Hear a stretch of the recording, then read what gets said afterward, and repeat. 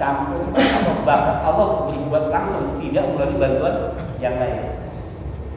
Nanti kita paham nih, kita paham ada yang namanya inayah, ada taufik, ada hidayah, ada mukjizat, ada ilhas dan sebagainya. Itu semuanya adalah kenikmatan yang Allah berikan kepada makhluknya.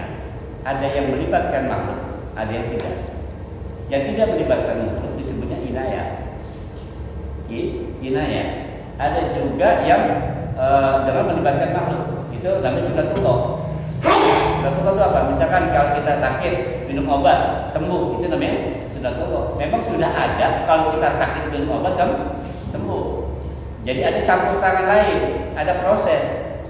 Kalau kita kerja dapat gaji, jadi kerja dapat duit, itu pun namanya sunatullah. Kalau nggak kerja yang nggak dapat duit itu sunatullah. Tapi bisa nggak orang nggak kerja dapat duit? Bisa kalau Allah mau. Nah, ketika Allah mau itu disebut dengan inayah.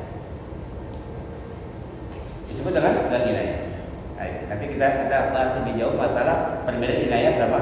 Kita kembali sini. Apakah kamu tidak melihat bagaimana Allah berbuat terhadap ashabul fil, tentara gajah atau pasukan gajah? Bapak Ibu sekalian, terjadinya peristiwa ini itu nggak lepas dari historis. Ini karena sejarah, ini sejarah. Jadi ada yang melatar belakangi bagaimana ini bisa terjadi. Di dalam tafsir Ibnu Katsir diceritakan secara lengkap, ya. Bahkan di dalam histori lain itu diceritakan juga. Karena di Ibnu Katsir ini dia lebih menekankan pada dimaksud. Jadi dulu pernah dengar nggak istilah Al-Quran itu ada yang ashabul ukhdud? Kutila ashabul ukhdud, ada pernah dengar nggak?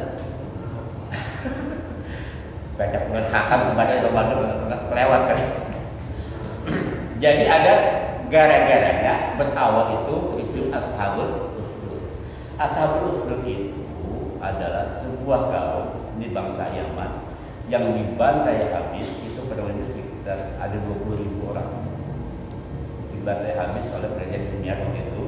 Nah, kemudian ada salah satu penduduk yang selamat ini ngadu ke Najasyi, Habsyi, Afrika. Jadi nyebrang Laut Merah karena yang paling dekat waktu itu adalah Najasyi.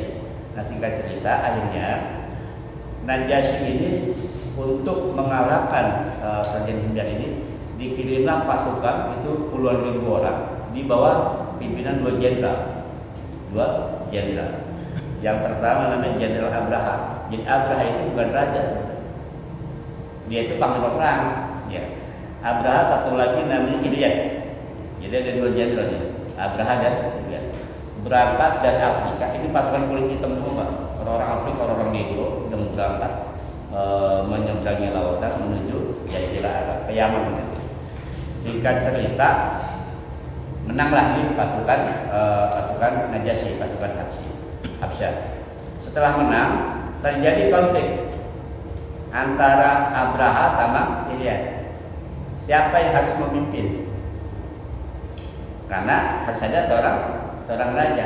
Nah, sejak diruntuhnya kerajaan itu, maka kerajaan Najasyi memberikan otonomi penuh kepada Yaman untuk berdiri sendiri, tapi tetap di bawah naungan kerajaan Najasyi. Jadi otonomi khusus, Pak. Nah, otonomi khusus ini diperlukan seorang pemimpin. Terjadilah perang dua kubu antara kubu Abraha sama kubu Ilyas. Udah berhadapan-hadapan di medan tempur, di medan perang.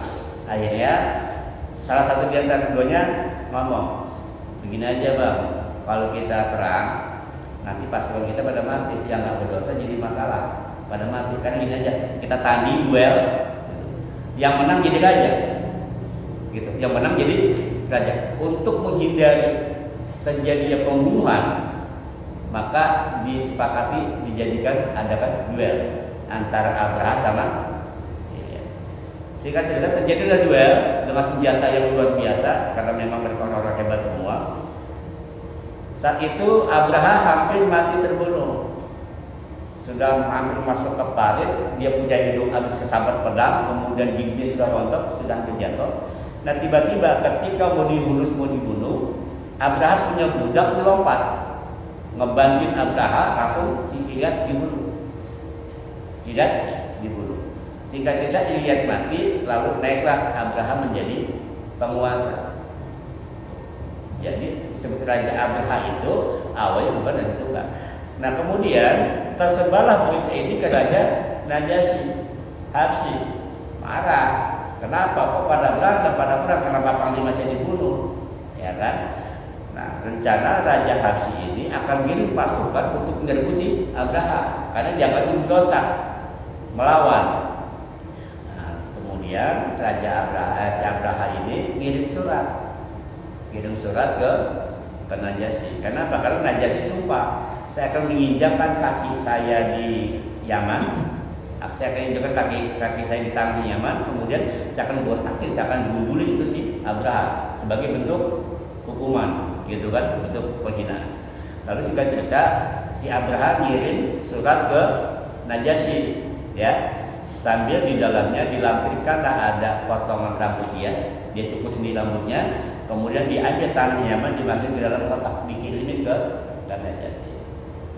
Di suratnya ditulis, diceritakan kenapa dia membunuh Ilyas. Jadi diceritakan ya sama si Abraha ini bahwa si Ilyas ini selama memimpin pasukan itu sudah zalim, banyak berbuat kerusakan, banyak tentara yang jadi korban, jadi difitnah lah bahasa kasar dalam propaganda dia. Kan nggak ada saksi kan? Waktu itu kan belum ada WA, belum ada CCTV, cuma ada surat doang gitu kan. Nah, kemudian di bawahnya ditulis lagi, bersama ini saya kirimkan rambut saya. Ya. Bukankah Tuhan Raja ingin menginjak rambut saya? Silakan Anda injak rambut saya, berarti sumpah Tuhan sudah terpenuhi. Kemudian berikutnya ada juga tanah Yaman. Bukankah Tuhan berjanji bersumpah untuk menginjak tanah Yaman? Silakanlah injak tanah itu, berarti janji Tuhan sudah terpenuhi. Itu kata Abraha. Akhirnya Najasyi terkesan dengan cara Abraha bernegosiasi. Jadi dia nggak perlu lagi datang ke Yaman, ngapain jauh-jauh capek-capek gitu kan? Udah sementara dia punya sumpah, dia punya nazar, ingin menginjak menggunduli Abraha dan menginjak rambutnya, serta ingin menginjak tanah Yaman. Ya sekarang rambut sama tanah di depan mata, ya sudah. Diinjak itu rambut, diinjak itu tanah, selesai. Diangkatlah Abraha menjadi penguasa Yaman sejak saat itu.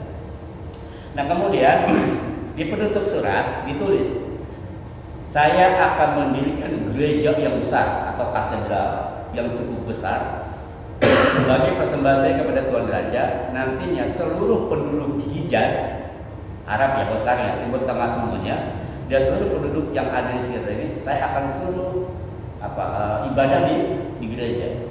Jadi memang Abraha ini agama Kristen kan? Ya, dia beragama Kristen. Kemudian juga si Najasyi pun sama, raja Kristen kan. Nah kemudian dibangunlah ini yang namanya katedral atau gereja yang cukup tinggi, cukup besar. Disebutkan nama gereja Al-Qulais. Al-Qulais itu kenapa disebut Al-Qulais? Karena ambil dari kata kolan suah itu peci, bahasa Arab itu peci.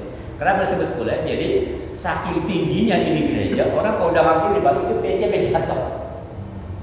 Paham ya? Jadi karena saking tinggi dia orang dahak gitu tuh, peci sampai jatuh, maka disebutnya gerejanya gereja Qulais. Nah singkat cerita, disiarkanlah kabar, diumumkan kepada seluruh negara Arab, kalau saat itu ya, Hijaz dan sebagainya, dan sekitar, untuk datang ke Yaman untuk ibadah di sana. Nah mendengar pengumuman ini, saat itu penduduk Arab yang sudah ada di Yaman, kok ada di Yaman ya? Kan sebelumnya kan sudah melakukan perjalanan musim dingin dan musim panas. Musim dingin ada di Yaman, jadi sudah banyak orang Arab yang ada di Yaman saat itu. Nah begitu dengar itu mereka tersinggung. Kenapa? Karena selama ini bertahun-tahun, berabad-abad, sejak zaman Nabi Ibrahim sampai sekarang, orang itu kalau ibadah ke Ka'bah. Tuh. Jadi sebelum Nabi Muhammad itu lahir, yang namanya haji, umroh sudah ada. Haji, umroh sudah ada, karena haji umroh itu adalah manasiknya Nabi Ibrahim, syariat Nabi Ibrahim. Nah, mereka kaum Quraisy, orang-orang Arab tersinggung. Kenapa? Akan ada Ka'bah tandingan.